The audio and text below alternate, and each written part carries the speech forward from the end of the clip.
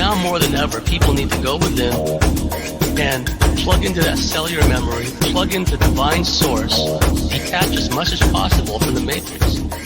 I want to start in with this. The water is the big deal right now, and I think it behooves everyone to start paying attention to the change in the water, the fourth state of water. There's oil in the water, and there's a reason why there's oil in the water. The water also has a gel-like quality to it. There's a big deal going on here because humans are the relayers. Human flesh now is the relayers. It's the connectivity. It is the matrix. So everyone that is filled with now becomes interfaced with the greater system. Now, in the past, we know what we called this. It was the Internet of beings, of things. And they also then introduced the Internet of things in the water, underwater, and all this. So if you start to think about a relaying system, you send a millimeter wave or any other kind of wave, and you hit a relayer, and then it relays to another one, you can start to visualize how this creates a network. And if you start to think about how this network interacts and how much more dynamic it is with moving relayers, then you're coming into the right visualization to understand how this is all unfolding. So with that, there's a whole bunch going on here. Just today, as I was looking, just turning my computer on, I saw an article here. Let's see, it's from Futurism.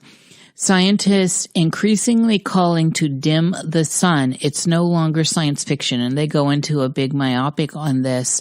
And we know that at the same time, we have two different countries that are actually talking about it, creating their own new sun. And I want to let everyone know that in some of my latest work, I have been receiving messages not only about the oil in the water, but the sun. This is their sun. This is not our sun. Our sun was yellow. And if you're new and you're coming into the realm, then this is your sun because you're part of this new turnover that's happening. What ultimately is going on, and we've all been talking about this, is terraforming. Well, the time is now, and geoengineering is part of what they're openly talking about in these articles, so it's no longer in the realm of, say, conspiracy theorists and all that. These are in the open narrative. Of course, we're in open rule, and the thing is, we're now coming to that cliff, that chasm we've been talking about. So water is playing a big deal in the conductivity of these waves.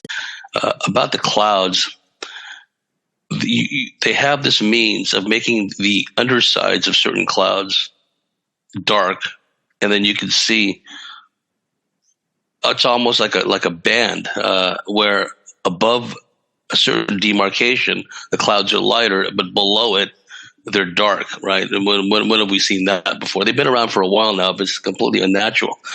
And other times you will see completely dark clouds in an otherwise serene type of sky.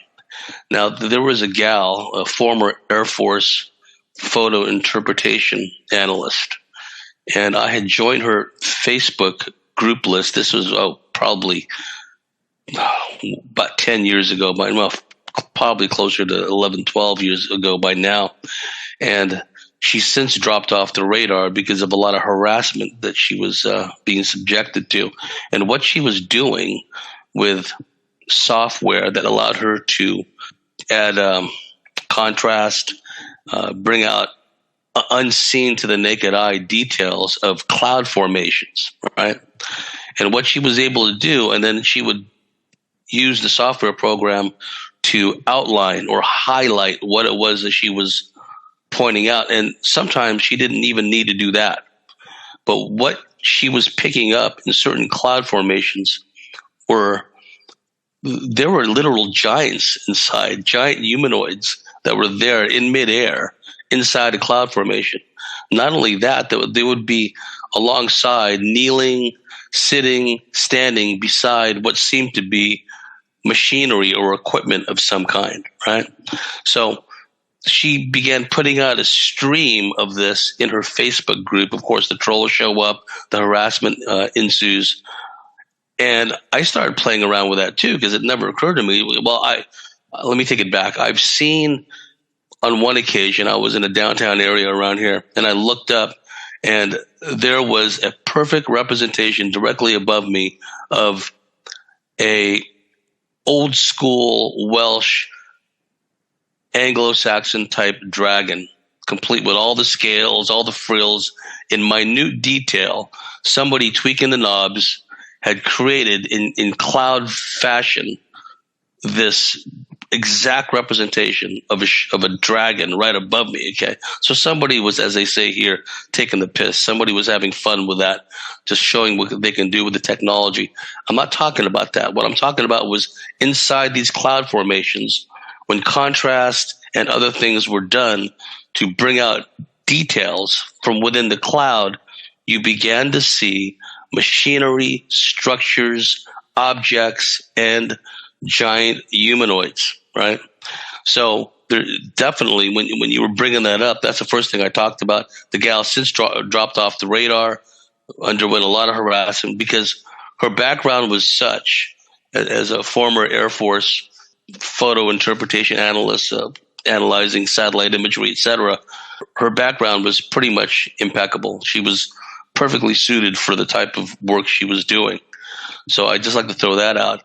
As far as the terraforming, we're at the stage for some time now. We've been prepped in this direction, but as you pointed out, Nish, we're in deep at the moment because the terraforming is not only external, i.e., changing the sun, the global dimming, but it's internal and has been